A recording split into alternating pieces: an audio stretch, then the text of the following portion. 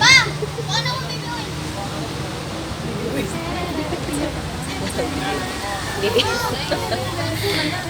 Hindi ko ilibiguin mo.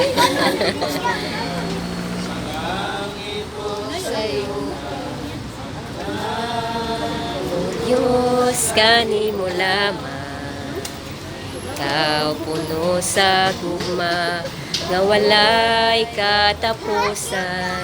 O Diyos, awiton ko ang gugma mo. Nung Diyos mahigugmaon sa tanan, takos kang daygunog, simbahon og halaran. Ang tanan kong gugma, ginatugyan ko kanimo. Kinabuhi ko, O Diyos, kanimo lamang.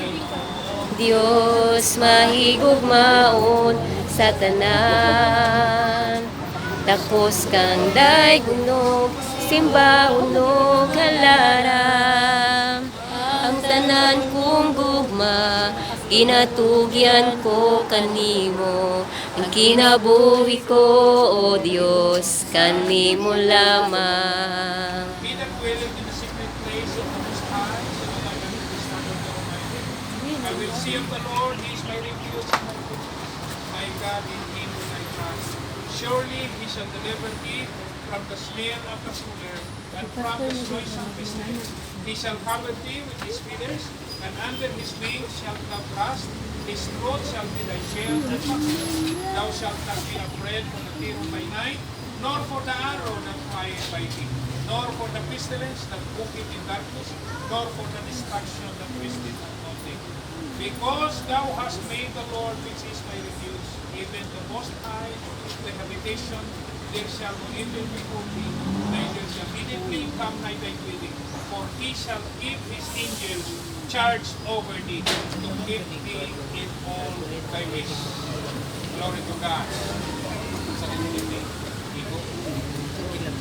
Lord God, in the name of Jesus, we thank you for this great opportunity, Lord, to offer this unit before you.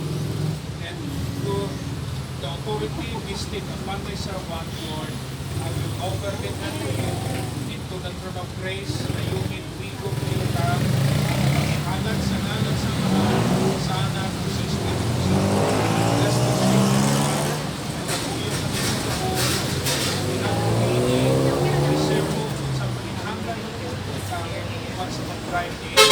Lord, we commit Lord this house in Jesus' name. Amen and amen. Congratulations. Amen. God bless.